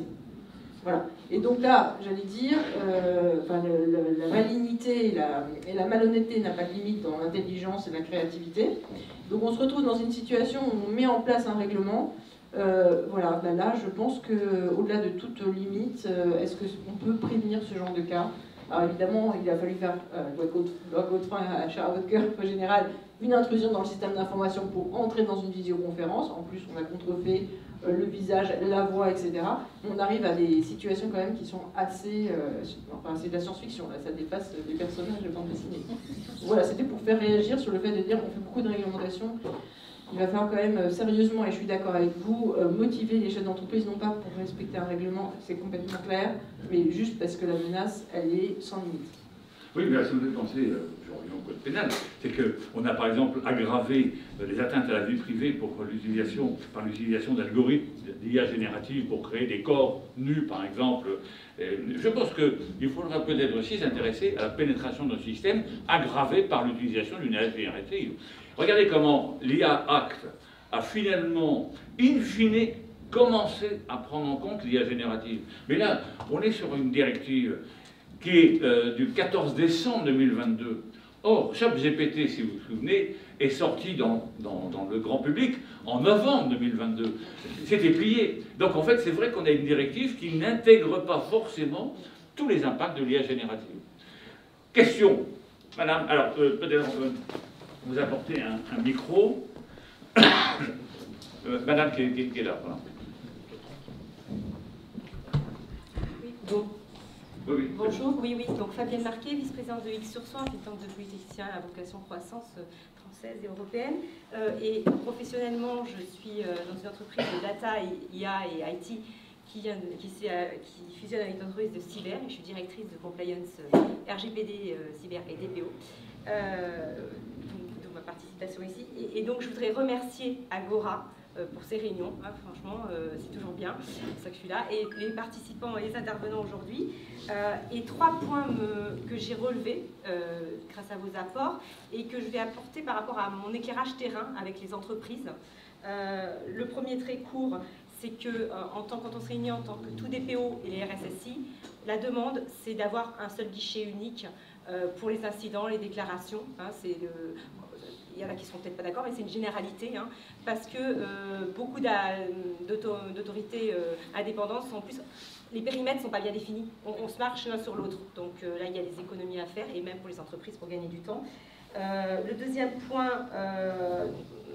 Madame la sénatrice n'est plus là, mais en tout cas, ça allait dans son sens. Le deuxième point, oui, mes clients aussi, on se posait la question si on était assujettis à NIS 2 ou pas, etc. En tout cas, beaucoup vont être assujettis, puisqu'on a la supply chain, vous l'avez dit. Donc, on ne se pose plus de questions. Hein, dès que c'est comme les RGPD, hein, sauf que là, donc c'est la même chose. Hein. Donc, moi, les questions sont mes clients, tout de suite, je leur dis, tu es client, tu as vendu middle office à une banque, à un assureur, donc forcément, tu es pillé, quoi, même si tu as 10 salariés. Donc, voilà. Et donc, du coup, nous, on a réfléchi, on vient de monter. Excusez-moi, je fais un peu de pub, mais et je remercie la région Île-de-France, donc, qui s'est emparée du sujet cyber, et comme quoi, c'est un sujet très important. On vient d'être labellisé par la région Île-de-France en début du mois de novembre, parce qu'on a créé un outil. Donc c'est en complément de vous, Monsieur Guillet, qui fait donc le scoring des entreprises. Donc tout de suite l'état des lieux cyber, et on y met ce qu'on veut. Hein. Moi je suis en train de créer l'offre, je vais y mettre RGPD, DORA, NIS 2 les premières, et puis s'il y a les autres après derrière. Par contre, ça va intéresser Maxence, c'est qu'elle est labellisée. C'est la CCI qui nous a poussé, elle est labellisée par Paris-Île-de-France. Donc toute entreprise sur Paris-Île-de-France entre 10 et 249 salariés, c'est remboursé à 80%. Donc je suis en train de faire pour un ticket de moins 1000 €, vous voyez, je suis en train par rapport à vos seuils que vous aviez dit, donc il y a un chèque, 80% est remboursé. Et après, pour ceux qui veulent être accompagnés, il y a un chèque de 50% jusqu'à 10 000 € pour être accompagné dans la mise en conformité. Donc, voilà, excusez-moi, donc c'est mon entreprise, c'est Nodia Group avec Magen Cyber, mais ça peut peut-être intéresser ces entreprises voilà, qui pourront le donner à leurs clients et garder leurs clients derrière, d'avoir ce scoring avec les gaps et les actions à mener et d'aller chercher les prestataires qu'il faut derrière. Excusez-moi, j'ai fait ma pub, mais voilà. Non, mais les régions ont un rôle très important et je sais que la région de France est assez généreuse. Oui. Je vais me permettre de rebondir, vous avez tout à fait raison, il faut inventer aujourd'hui des solutions qui sont adaptées au budget des PME. Je sais que nous on a travaillé beaucoup sur ce sujet pour avoir une offre à quelques milliers d'euros pour des ETI ou des PME, pour leur donner effectivement de la visibilité et leur donner des outils pragmatiques qui vont leur permettre d'avancer. Il faut leur mettre le pied à l'étrier quelque part. Et on a ce type de solution, c'est ce qu'on propose également chez Scopri via la cybernotation. Monsieur. Bonjour en général, bonjour à tous. Je suis Mike Philippon, je suis responsable de la conformité et de la sécurité chez Data Solutions, qui est une ESN qui fait des sites e-commerce. On a beaucoup de clients B2B, donc vous avez raison, hein, aujourd'hui Nice 2 sonne le rappel de nouvelles prestations. En fait, nos clients viennent directement toquer à la porte pour savoir s'ils sont assujettis ou pas. Et la grande question qui revient, en fait, c'est que les entreprises se rendent compte qu'elles doivent en fait rajouter une couche de blindage. Hein. Elles doivent faire le dos rond, en fait, encore une fois. Avec un nouveau règlement, avec des nouvelles contraintes, des nouveaux budgets, on l'a dit aussi. Et en fait, la question qui remonte systématiquement, c'est que font nos institutions? On a vu que l'arsenal légal et pénal est en train d'évoluer. En ce qui concerne la réponse pénale, en tout cas, Maître, vous l'avez incité dessus, on a une nullité, en fait, on n'a absolument rien. C'est-à-dire qu'aujourd'hui, il y a très peu de réponses pénales. Et on constate que nos institutions, que ce soit aujourd'hui l'ANSSI, où on voit que voilà, le 7 novembre est passé, on n'a pas de son, pas d'image de l'ANSSI, on ne sait pas ce qui se passe. On se rend compte que la CNIL également ne se déclare pas sur Nice 2, ou très peu. Et on se rend compte également que l'institution judiciaire, les tribunaux, nos magistrats ne sont pas formés en fait sur ces questions-là. Est-ce que vous avez des retours sur les institutions et leur niveau en fait, d'évolution par rapport à ce qu'on demande à nos entreprises et qu'on n'est pas forcément capable d'impacter à nos institutions? Bon, alors que nos juges ne soient pas formés, c'est un euphémisme. Je vais donc passer cet épisode douloureux, puisque j'ai été moi-même plaidé là au mois de juin. Enfin, c'est n'importe quoi. Les juges ne sont pas formés. Donc. Mais en fait, le problème, il n'est pas là. Le problème, c'est qu'aujourd'hui, la délinquance cyber, nos états de droit en Europe, c'est la conception du territoire national. Un juge, un individu sur un territoire, poursuite sur le territoire national, condamnation, sanction, machin. Okay. Le problème de la cyberdélinquance, c'est qu'avec un PC, une connexion Wi-Fi, n'importe où dans le monde, vous allez pirater n'importe où dans le monde. Donc en fait, la conception même de nos systèmes pénaux est inopérante face à cette délinquance qui est mondialisée, qui est généralisée. Ok, donc ce qu'on voit concrètement, c'est quoi? C'est 3 jugements par an en France. Okay, et en fait, la réponse à ça, c'est l'UE qui l'a porté en changeant le paradigme. On dit, ok, puisqu'on n'arrive pas visiblement à arrêter les délinquants cyber, eh ben, on va imposer des règles de sécurité aux utilisateurs professionnels et on va leur dire, si vous êtes négligent, donc les négligents ça va être l'état de l'art, c'est toutes ces litanies de sécurité, okay, si vous êtes négligent, c'est vous que je vais sanctionner. Donc, on voit qu'on ne peut pas s'en prendre aux délinquants, donc on va s'en prendre aux attaqués, et on va leur dire, le constat quand même objectif est que l'immense majorité ne fait rien en termes de protection cyber. Voilà, donc on leur dit, on va vous monter le seuil. Si vous vous faites harponner, tant pis pour vous. Et puis de toute façon, la sécurité, c'est pas du 100%. Faut pas rêver. Et aujourd'hui, la manière dont nous, les juristes, on va traiter ça, c'est que, par exemple, la clause de force majeure. Alors, j'ai quelques confrères qui disent, oui, cyberattaque, force majeure. Cyberattaque, force majeure, c'est pareil, c'est la tête dans le sable, c'est 0. Par contre, il est clair qu'une 0-day, un 0-clic, une vulne inconnue, un malware inconnu qui arrive et qui tombe sur le premier qui va prendre la charge, oui, là c'est de la force majeure. Parce que la sécurité, c'est pas 100%. Mais pour le reste, on n'aura jamais de réponse pénale qui sera satisfaisante. Ça ne marchera pas. Quand vous savez en plus que le président Vladimir Poutine a publiquement annoncé C'était dès 2017, qu'en fait, les hackers russes qui s'en prennent au monde entier, c'est par patriotisme et qu'ils n'ont pas de sanctions quand ils sont sur le territoire russe. Bon, on voit bien où on en est aujourd'hui dans la guerre avec l'Ukraine, mais c'est une économie qui est encouragée en Russie. Ils sont réfugiés sur un territoire où personne ne peut les atteindre. Donc qu'est-ce qu'on fait pour répondre à ça? On oblige à mettre des mesures de sécurité techniques, organisationnelles, juridiques, blablabla, pour tout le monde, parce que la réponse pénale ne sera pas opérante. Et elle n'est pas opérante aujourd'hui. Et les rares cas qu'on voit passer, c'est des salariés ou des ex-salariés qui en profitent avant. Alors, soit c'est vengeance, voilà, je vais me faire virer, donc j'en profite pour distribuer des cadeaux bonus dans le système d'information avant de partir, ou d'anciens salariés. On a eu un exemple de condamnation en 2021. Le gars, 10 ans DSI, il se laisse une petite backdoor, 31 décembre, 3 ans plus tard, bonjour, c'est 1 million en bitcoin. Sinon, je divulgue vos informations. Bon, c'est un tocard, il s'est fait toper au bout de 6 mois, il s'est fait condamner, mais il est condamné, et alors s'il a causé des dommages à l'entreprise, qu'il a mis par terre le système d'information, qu'il a cryptoloqué, qu'il a endommagé les documents, qu'il a bloqué les sauvegardes, je dis objectivement, on s'en fout, c'est une entreprise qui ne fonctionne plus au final. Donc la réponse pénale, pour moi, elle est nécessaire, mais ce ne sera pas une réponse satisfaisante. Ça ne passera que par des mesures de sécurité que chacun va mettre plus ou moins en œuvre. Là, je vais prendre la défense, pardon. Je voulais juste compléter la réponse parce que je trouve que c'est une très bonne question. Il y a un sujet qui est assez sensible chez nous, c'est au MEDEF, c'est on ne veut pas de fonction publique de la cybersécurité. C'est-à-dire qu'à la fois, vous avez raison dans votre question, et je pense que la réponse est collective. C'est-à-dire qu'en fait, effectivement, les entreprises, la question c'est de savoir comment est-ce qu'on se mobilise collectivement. Et en fait, la réponse, et je suis complètement d'accord avec vous, mais elle ne sera pas pénale et elle ne viendra pas ubi et orbi comme ça du ciel, il n'y aura pas un miracle qui va s'opérer. Donc en fait, cette réponse collective, moi je trouve qu'elle est particulièrement bien rendue par la coopération qu'on trouve dans cybermalveillance. Et ils ne sont pas ici, je crois, mais moi je vais dire tout bien que je pense d'eux.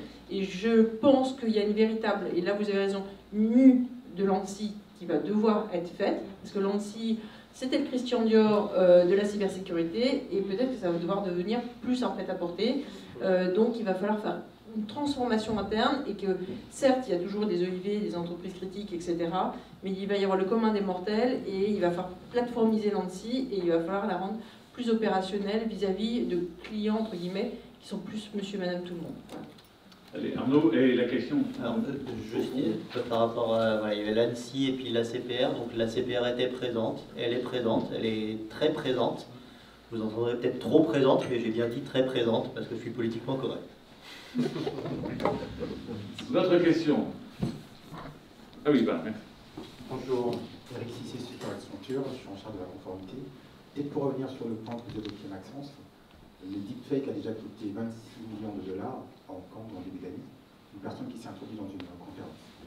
Il faut savoir aussi que côté deepfake, entre Q1 2023 et Q1 2024, il y a une hausse de 223% des outils de AI qui ont été plus ou moins identifiés. La hausse est véritable, elle est présente, et ça accentue la menace qui va peser sur tous les systèmes d'information. Et nous, de l'autre côté, Accenture, je pense que, comme vous le disiez, il faut combattre le mal par le mal, combattre l'IA par l'IA. C'est la raison pour laquelle on investit dans les sociétés comme Reality Defender. Donc c'est vrai que l'IA, qui n'a peut-être pas été introduite dans la partie réglementaire, sera de plus en plus présente pour les attaques, et aussi, il faut s'en servir pour se défendre. Et je suis un grand fan de Marc-Antoine, des BD, de la conformité, et je suis ravi de cette invitation pour échanger autour de NIS2, notamment.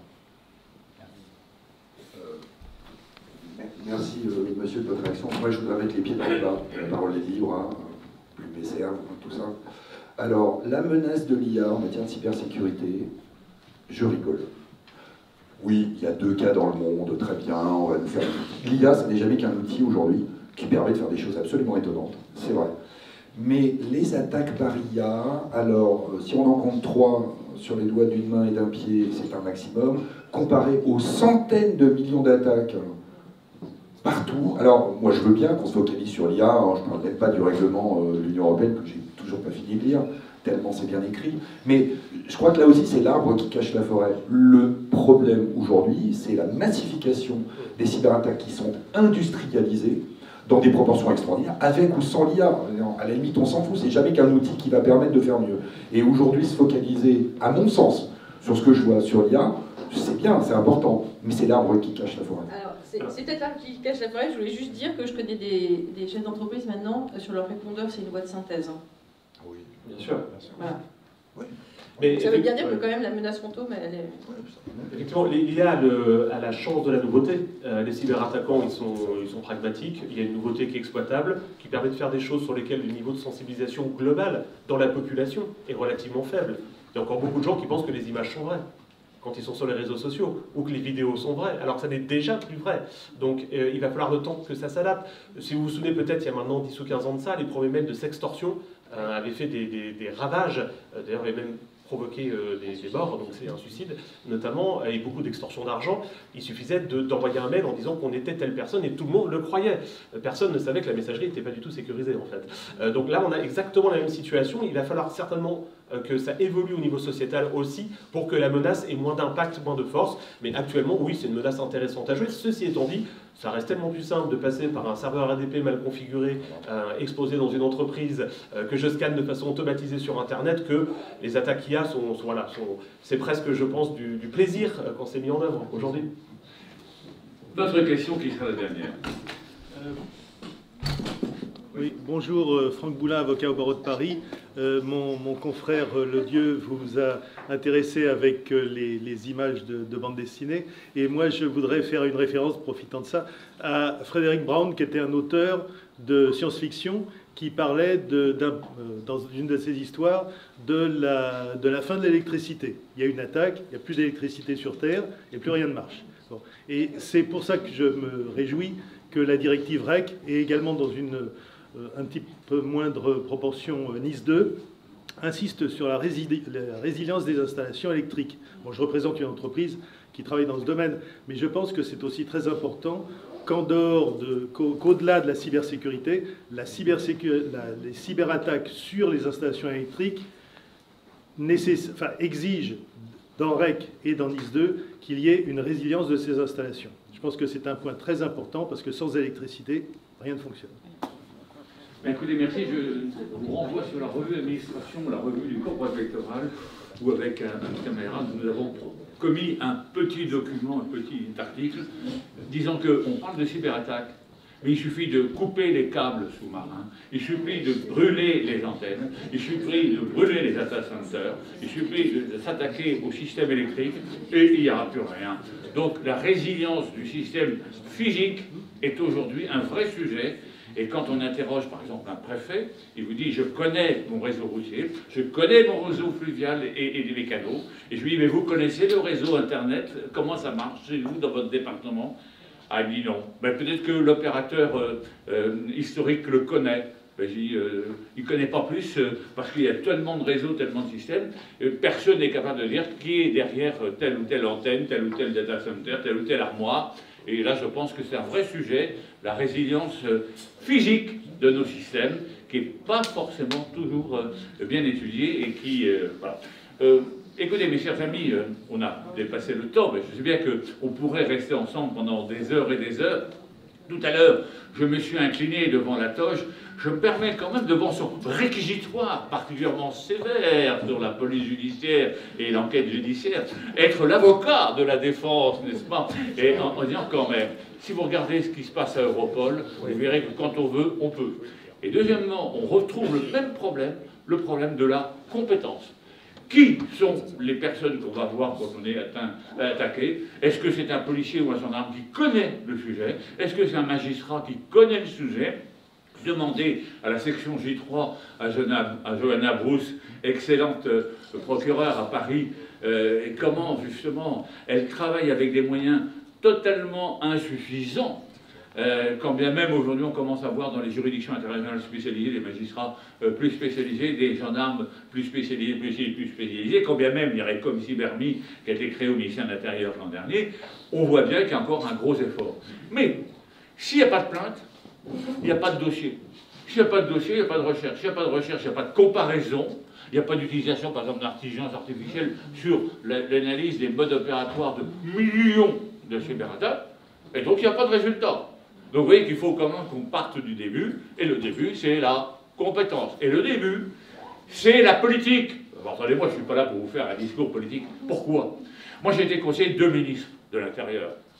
Et je peux vous dire que quand un problème ne revient pas au niveau politique dans les oreilles d'un ministre, ça ne devient pas un vrai problème.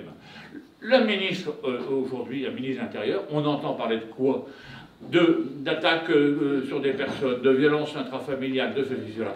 Vous leur dites, écoutez, il y a un petit problème, c'est que la cybercriminalité est en train de devenir celle du XXIe siècle. Tout s'évapore et le délinquant qui est intelligent vient commettre des actes de cybercriminalité. Il vous répond, bah, attendez, j'étais sur le terrain hier, je ne sais pas ce qu'on m'a raconté. Donc tant qu'on n'a pas hissé au rang du discours politique les questions de cybersécurité, à mon avis, rien ne viendra après. Pourquoi? Parce que là, on est vraiment dans un domaine, au commencement est le verbe. Le verbe, c'est le discours politique. Après vient l'action. Après vient l'organisation. Pardonnez-moi, ce n'est pas un discours politique que je fais. Je ne présente pas ma candidature pour 2027, mais je pensais qu'il était nécessaire de rappeler quand même que tout ça doit s'être hiérarchisé. Et que le numérique me semble aujourd'hui idéal pour redonner du sens à la politique, la vraie. Qu'est-ce qu'on veut pour le futur? Qu'est-ce qu'on veut pour nos entreprises? Qu'est-ce qu'on veut pour les individus? C'est ça la vraie question. Bon, j'arrête parce que je vais me faire mal et il est temps que je reparte à mon EHPAD, oui, pour laisser quelques heures de... Voilà mes amis, merci à tous ceux qui nous écoutent. Vous l'avez compris, Vanina Paoli-Gagin est très en attente, si je puis dire, de témoignages qui remontent. Donc si vous voulez communiquer avec elle, je crois qu'il suffit tout simplement de lui envoyer un petit mail. Alors je crois que c'est v.paoli-gagin@sena.fr. Je vais revérifier, mais c'est pas très compliqué. De toute façon, vous allez sur le site du Sénat et vous aurez son téléphone, son adresse. Hein, voilà. Donc, merci si vous avez des éléments à porter à sa connaissance.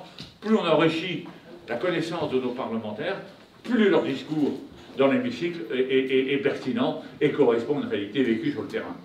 Les amis, merci. On vous tient au courant pour la prochaine manifestation. Quoi qu'il arrive, passez une bonne journée et à très bientôt.